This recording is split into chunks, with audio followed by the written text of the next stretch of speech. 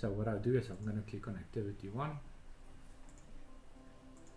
And what the system will do in the background now, it's going to start timing the user, because it says the user has to spend 60 minutes on this specific activity. So what will happen is, if I want to go to my next activity, it's not going to allow me to do it unless I've spent 60 minutes learning this activity. Okay, and so what it will do, as soon as I've completed this, it will take me to the next activity. It's going to ask me to do the next activity. I can only do the next activity and complete it if I've done it in a certain time. Okay, just want to show you guys this.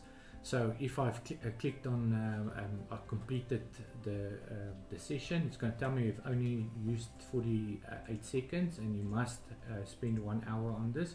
And it's not going to take me to the next activity. See, it's still grayed out.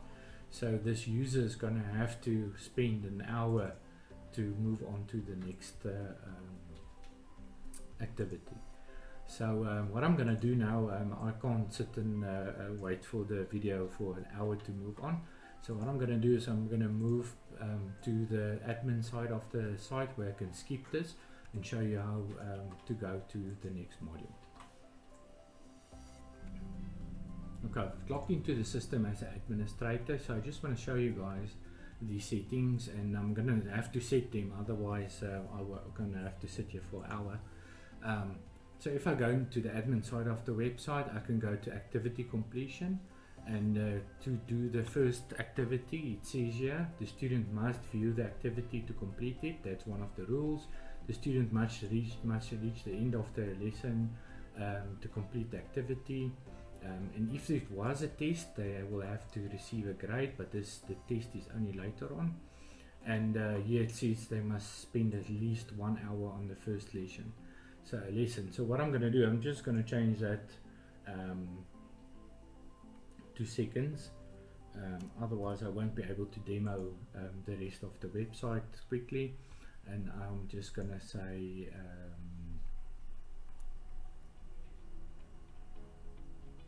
save and display.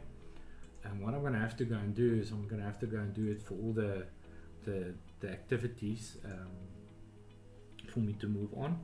So I just want to go and edit all of them. I just want to go and show you guys the settings for the, let's say, activity 2. So activity 2 is to download the PDF. So I'm just going to go and edit it. Remember, I'm now the admin, I'm not the student, so I have the edit buttons. So here I'm going to show you the restrict access option. So if I click on restrict access, it's going to say the student must match the following. They must complete activity 1 and mark it complete before they can move to this section. And at the moment it's set to 2 minutes. I'm just going to set it to 30 seconds and save and close.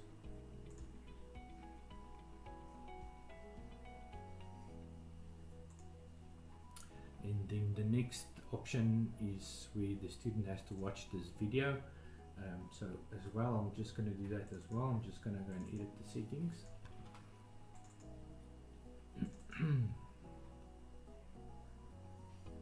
So the same here, it's restricted.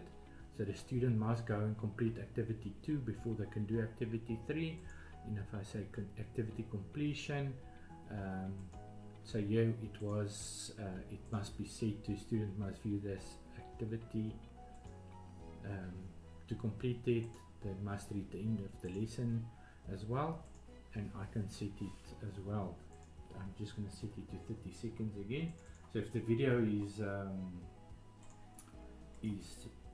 let's say 10 minutes, and you set this to an hour, it's not going to work. So you're going to have to see if the video is 10 minutes, you're maybe going to have to set it to 12 minutes or 10 minutes for the student to complete it.